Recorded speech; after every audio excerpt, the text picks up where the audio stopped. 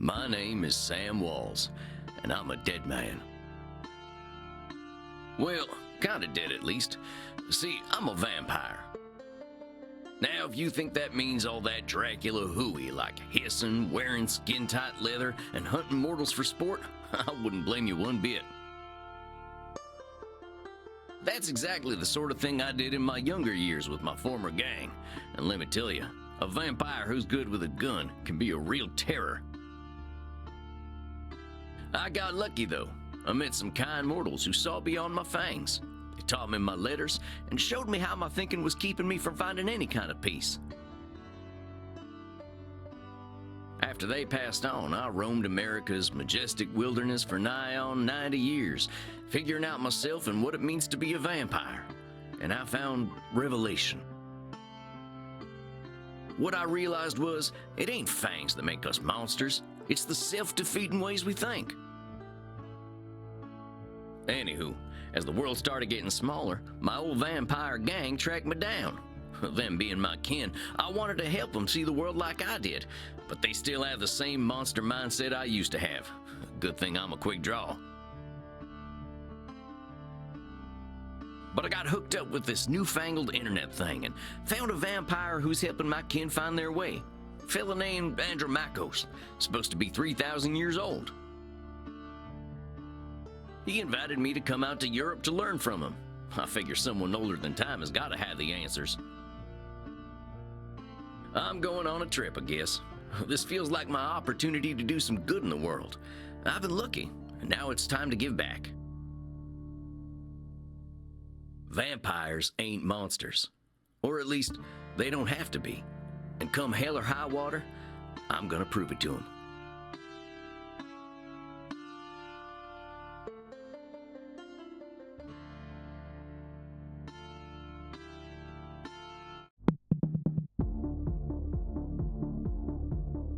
Well, I think this is the address.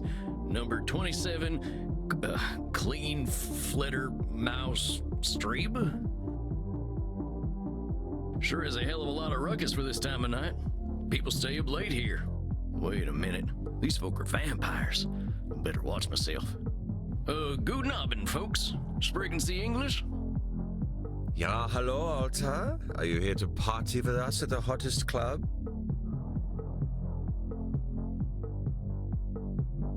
Well, what's so special about this club? Nacht is the greatest club aller Zeiten. The owner makes sure everyone has a good time. If anyone acts without respect, they are banned from the club forever. You are free to do and be whatever you like, as long as you are harming no one. Und I hear that they are now attracting sexy old cowboys. Shh, Maxie, he is old enough to be your grandfather. Oh, come on now. You're just flattering me. I'm only a couple 100 years old. Oh mein Gott, he is so cute, Reinhard. Can I keep him? I can cut loose. What kind of party is this? The kind where we dance all night and get sexy. Oh, you're them kind of vampires. Ach so, there are better things to suck than blood, oder? Also, we have to get past the bouncer first. If we do not, I'm thinking our night is ruined. Oh, wait a sec. There's something about what she just said. I can feel it. It reminds me of one of my revelations about the funny patterns in the way we vampires think. Well, let's see. One type of thinking I noticed I called hot branding. That's when we brand ourselves with names we can't get rid of. There's high noon mind. That's when we treat a situation like it's a do or die showdown. And there's saloon thinking. That's when we act either helpless or invincible, like we've just drunk a pint of moonshine.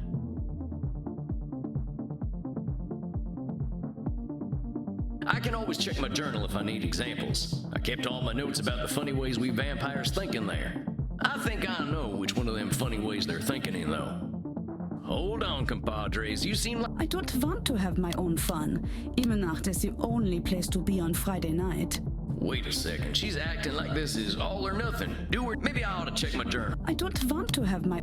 Amigos, you're putting too much weight on this thing. It's a nightclub, not a high noon showdown. The night's full of possibilities. Reinhardt, I don't know what this means, but I like the way the sexy American talks. You make us think that maybe it is better we haven't gotten into the club, because we are now meeting you. Hey, if meeting me makes your night better, I'm glad we met. I really gotta find Andromachos, though. You have to get past the bouncer. He decides who gets in and who doesn't. And he hasn't looked our way all night. Maybe I'll have a little word with him. Excuse me, friend. I hear you're the man to talk to around these parts. I'm here to see Andromachos. Have fun, mate. Hey, thanks, amigo. You have yourself a fine night, you hear?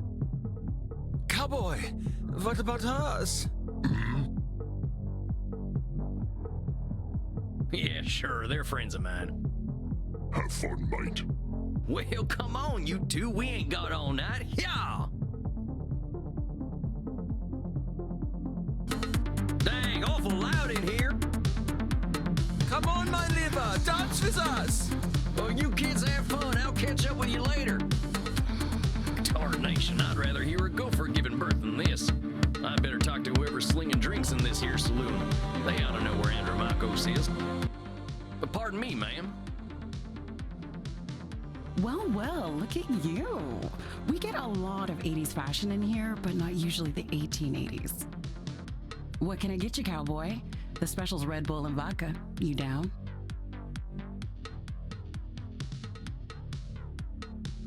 I never drink Red Bull.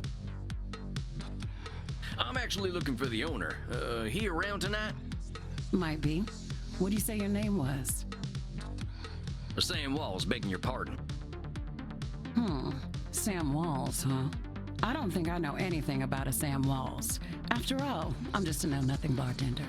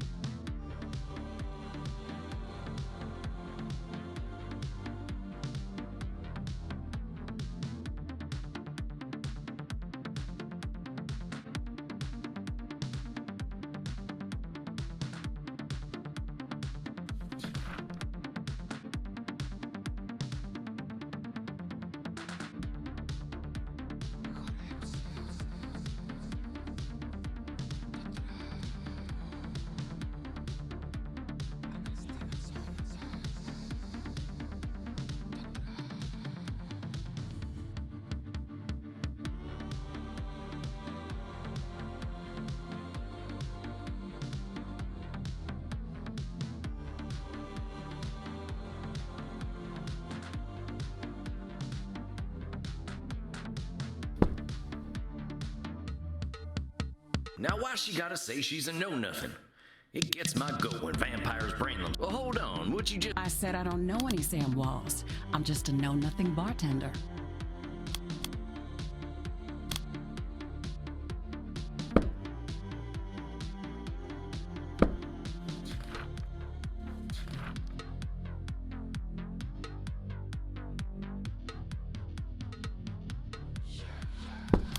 From where I'm standing, I see someone with style and confidence, not just a drink. Don't you go worrying about me, cowboy. The man upstairs warned me you were coming. Tell you what, let me give you something from our special reserve. Well, thank you kindly, ma'am. I was wondering where the blood was. I met some vampires outside, so I figured this was a vampire. You met some gods, honey. They're here to dance and have fun.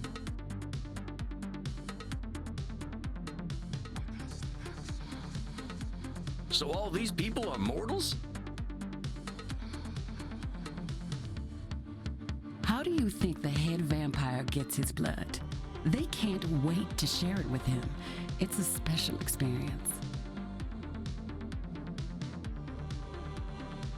He's the only real vampire here. Bert? You met him already. Bert? This one's here to see the big guy. Show him upstairs, okay? Have fun, mate. Good luck up there, cowboy. Hope you find what you're looking for.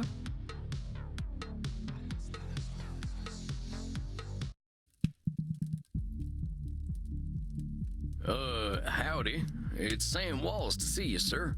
The guy who's been sending you all them V-mails.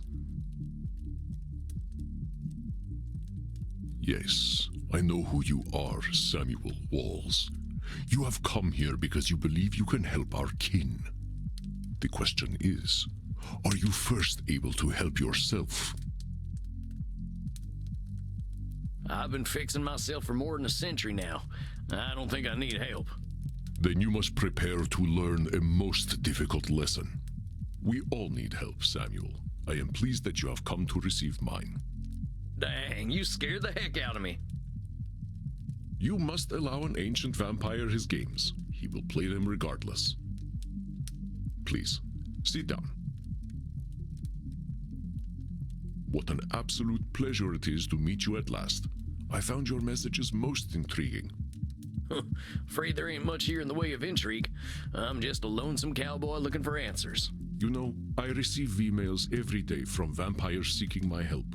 You are the very first to seek my aid in helping others. Well, dang. I think you're gonna be sorely disappointed when you get to talking to me. I'm just honored you're giving me the time of night.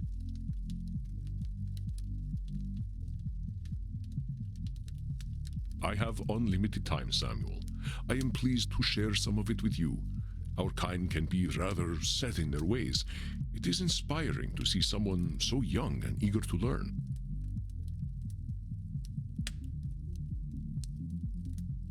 Yeah, well, I wasn't much for learning when I was alive. Just making up for lost time, I guess. It sounds as though you have been handling your own life better than most. I was particularly intrigued by these revelations you had while walking in nature. Oh yeah, them. Well, I give walking the credit. Nothing sorts my thoughts out better. After a few decades, I started seeing patterns in the way we vampires think. Can you explain some of these patterns? I've tried to explain them to other vampires, but it ain't never gone well. I can try, though. See, we tend to assume certain things just because we've been believing them since we were alive. Or we decide the world's against us just because we're hungry or tired. And when we start tackling problems that ain't real, we ain't fixing our real problems. That make any kind of... Fascinating, Samuel. These revelations that you had in the woods, mortal psychologists have a term for them. They are called cognitive distortions. Cognitive whoozy what now? Cognitive distortions. They are exactly as you described them. I will explain in a moment. Please, tell me about these specific revelations you had. Well, I noticed how we stress ourselves out by making everything a battle of do-or-die absolutes. High noon mind, I call it. Like that feeling you get right before a big shootout. I must confess I have no experience with this feeling. I engaged in mortal combat long before the age of gunpowder, but the sentiment you describe mirrors the words of my old friend Marcus Aurelius. He used to say that the magnitude of life's challenges often turn us into our worst selves. You mean Marcus Aurelius, the Roman emperor? Of course, his name was Marcus. Marcus was a bedroom name. You mean you and the emperor were... It was ancient Rome. Penetration was similar to a handshake.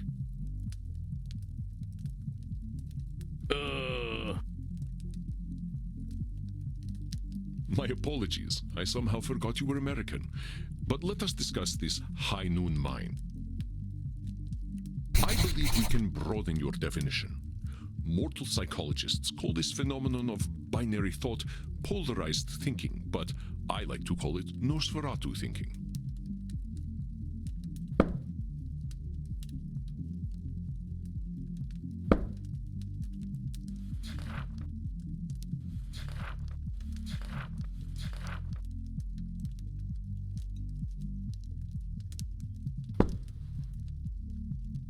Nosferatu thinking?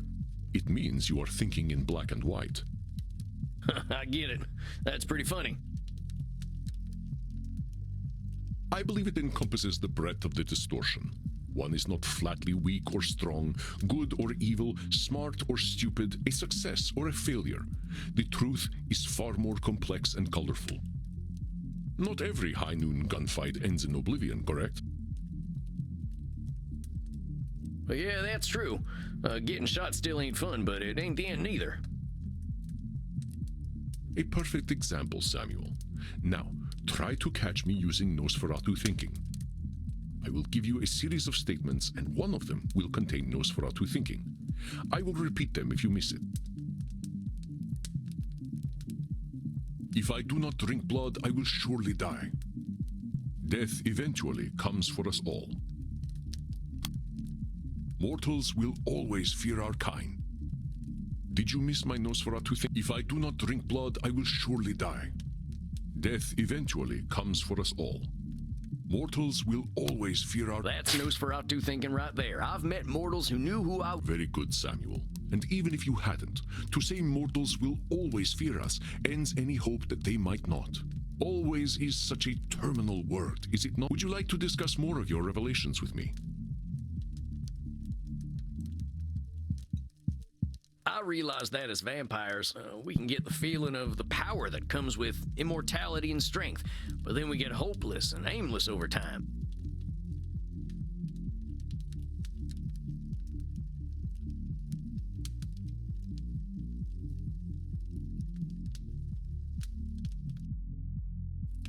It's kind of like the fella you see in the saloon at the bottom of a bottle of whiskey. Either he thinks he can fight everyone or he's crying into them last drop. It's saloon thinking. Two extremes that probably ain't true. A fascinating observation, Samuel. Your saloon thinking was described in my time as the battle between hubris and nemesis, the twin excesses of arrogance. Oh man, it make me wish I'd gotten some schooling. Maybe I would have figured this stuff out earlier. You live forever, my friend. There is no rush. What you have identified is a phenomenon where individuals perceive either an illusion of control or a lack of control. Mortal psychologists call this phenomenon you have described a control fallacy. Rarely do we have complete power over our situations or no power at all.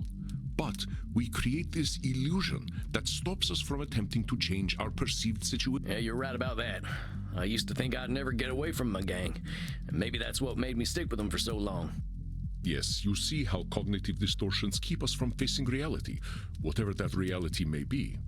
Of course, I am so old and powerful that I am always in control. You're testing me, ain't you? That's a control. Well done, Samuel. I am indeed very powerful. Of course, as you expertly pointed out with your analogy about the man at the bottom of a whiskey bottle, a control... Listen to my next few statements and try to find a control fallacy.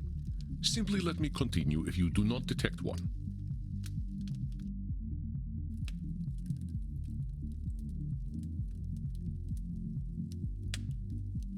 The sun will eventually burn out. I will roam a cold, dead earth, and there is little I can do about it. My kitty cat died. I shall be lonely forever. I'm sorry about your sweet kitty, but you could always pick up a new one. Or there's lots of them just waiting for a loving home, so you don't need to be lonely. It was just an example, Samuel. Well spotted. But I do speak from experience. I felt this way once when a pharaoh I was dating had our cat mummified. I went into a murderous depression that nearly decimated the continent.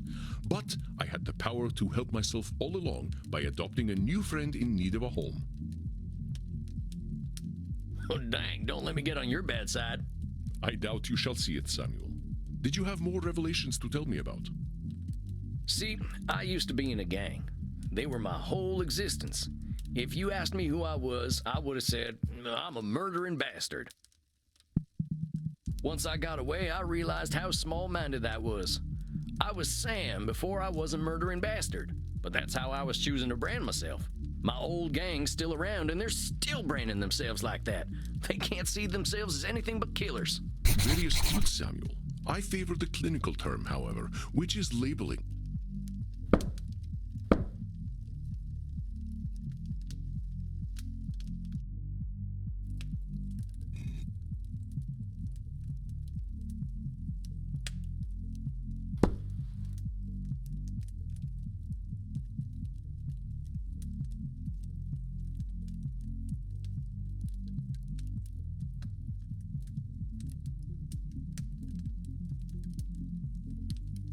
You correctly discovered that labeling is a reductive act.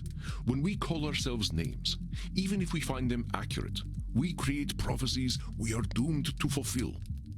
For millennia, I thought of myself as a killer. It was not untrue that killing was how I made my way in the world. I was an unstoppable warrior and assassin. But with this label, I limited myself for ages. I did not only kill people, I also killed potential aspirations. See whether you can catch me doing some labeling in my next few statements. I am so old, I am ancient. Call me whatever you like, but don't call me late for dinner. How shall I describe myself? Yes, I am a mass murderer. Well, that's about as clear a labeling as it gets. Yeah, we vampires tend to do... Excellent, Samuel. You are correct. Labels can be cages that we lock ourselves in. I was a mere murderer for most of my existence because that is how I labeled myself. Yeah, I did the same thing. Sam Walls, the murderer, reprobate, and good for nothing. Those are not how I would describe the Sam Walls I see before. Did you have more revelations to tell me about? I think that's all of them. Or at least the ones that were the most obvious to me.